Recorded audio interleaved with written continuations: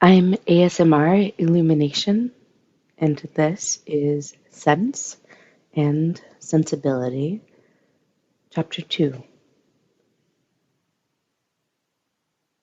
Mrs. John Dashwood now installed herself mistress of Norland, and her mother and sisters-in-law were degraded to the condition of visitors. As such, however, they were treated by her with quiet civility, and by her husband with as much kindness as he could feel towards anybody beyond himself, his wife, and their child.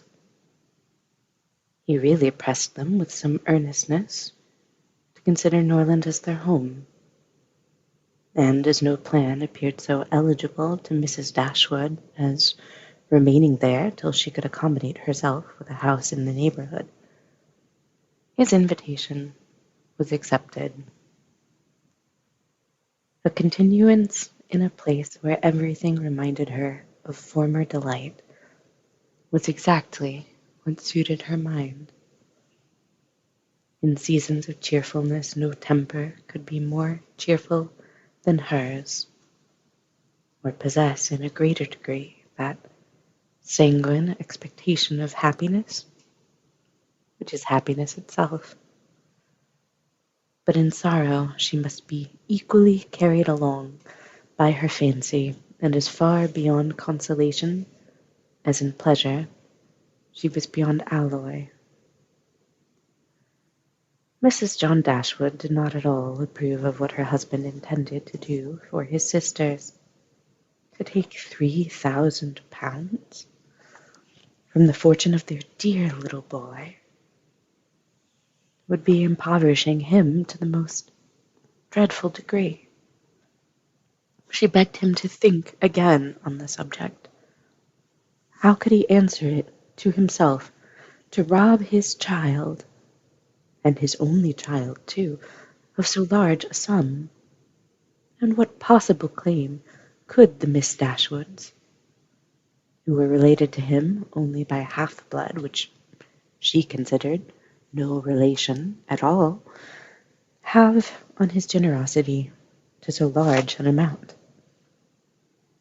It was very well known that no affection was ever supposed to exist between the children of any man by different marriages. And why was he to ruin himself and their poor little Harry by giving away all his money to his half-sisters? It was my father's last request to me, replied her husband, that I should assist his widow and daughters.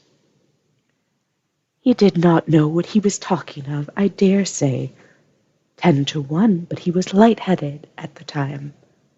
Had he been in his right senses, he could not have thought of such a thing as begging you to give away half your fortune from your own child.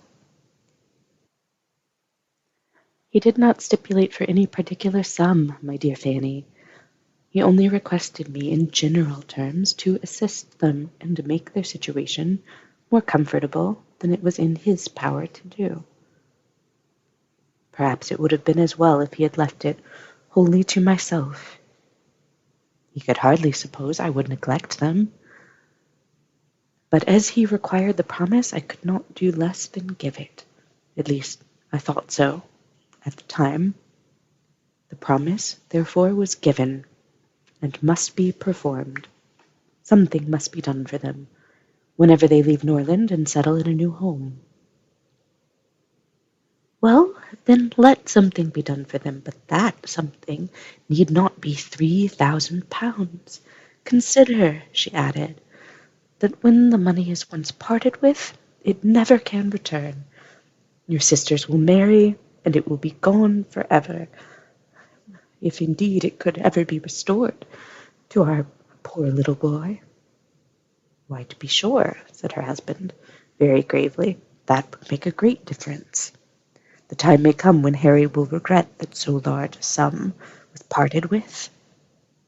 If he should have a numerous family, for instance, it would be a very convenient addition. To be sure it would.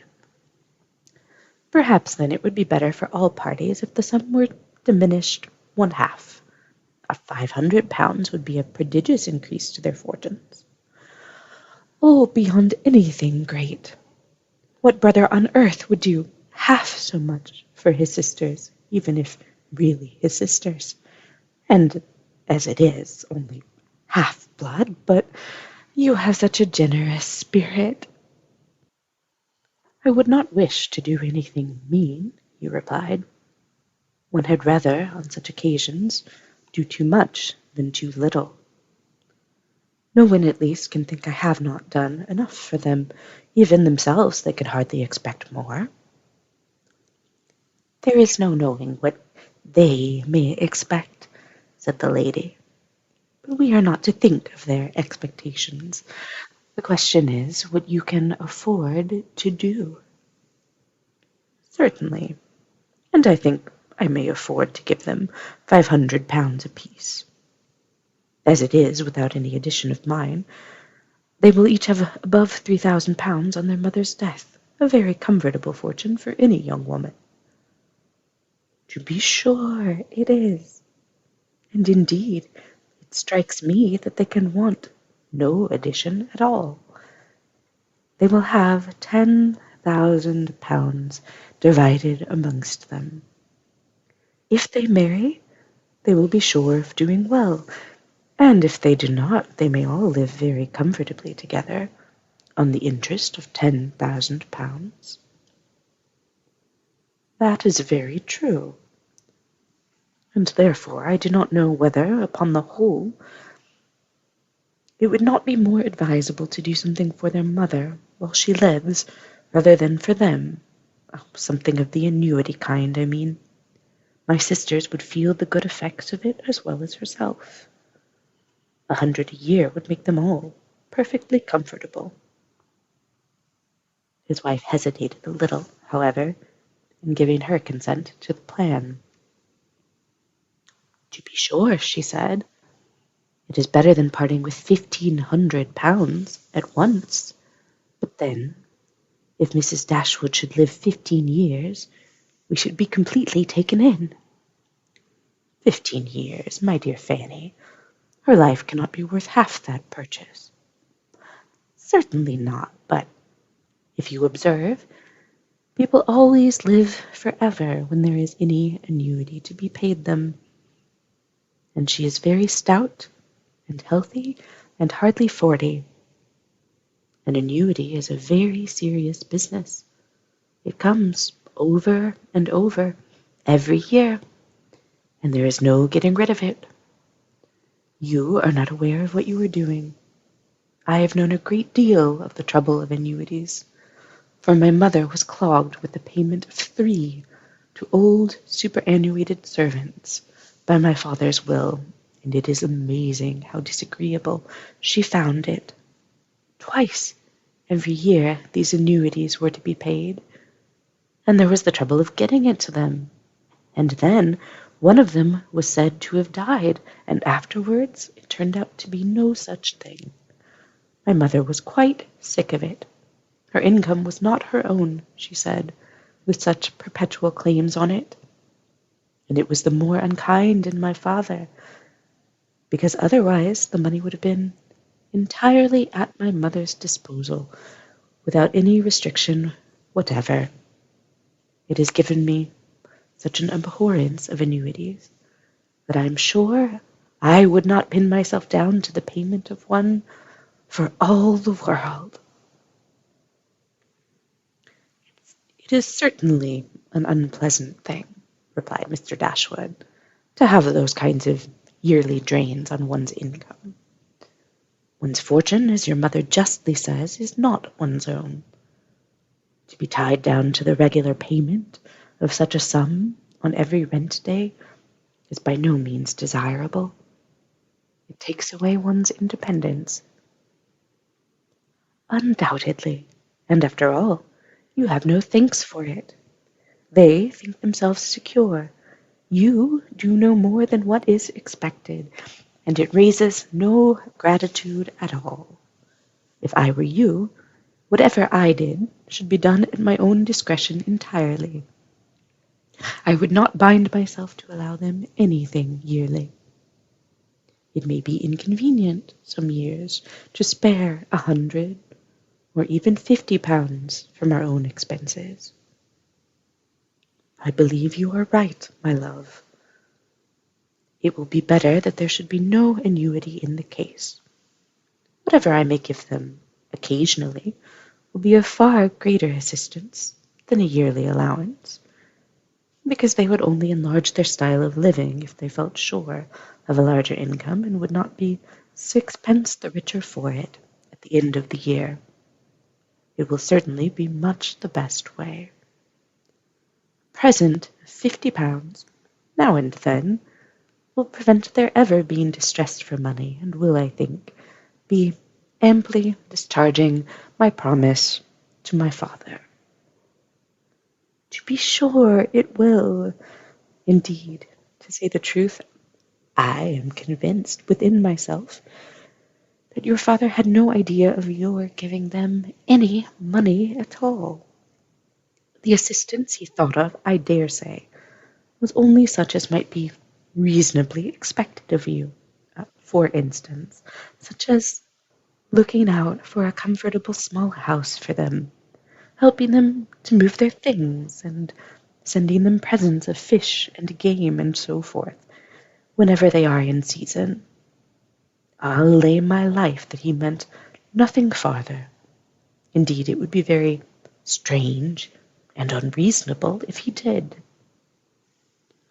Do but consider, my dear Mr. Dashwood, how excessively comfortable your mother-in-law and her daughters may live on the interest of £7,000, besides the £1,000 belonging to each of the girls, which brings them in £50 a year apiece. And, of course, they will pay their mother for their board out of it. Altogether they will have 500 a year amongst them. And what on earth can 4 women want for more than that? They will live so cheap. Their housekeeping will be nothing at all. They will have no carriages, no horses, and hardly any servants. They will keep no company, and can have no expenses of any kind. Only conceive how comfortable they will be. 500 a year. I am sure I cannot imagine how they will spend half of it. And as to your giving them more, it is quite absurd to think of it. They will be much more able to give you something. Upon my word, said Mr. Dashwood, I believe you are perfectly right. My father certainly could mean nothing more by his request to me than what you say. I clearly understand it now, and I will strictly fulfill my engagement by such acts of assistance and kindness to them as you have described. When my mother removes into another house, my services shall be readily given to accommodate her as far as I can. Some little present of furniture, too, may be acceptable then. Certainly, returned Mrs. John Dashwood. But, however, one thing must be considered. When your father and mother moved to Norland, though the furniture of Stanhill was sold, all the china, plate, and linen was saved, and is now left to your mother. Her house will therefore be almost completely fitted up as soon as she takes it. That is a material consideration, undoubtedly. A valuable legacy indeed, and yet, some of the plate would have been a very pleasant addition to our own stock here. Yes, and the set of breakfast china is twice as handsome as what belongs to this house. A great deal too handsome, in my opinion, for any place they can ever afford to live in. But, however, so it is. Your father thought only of them.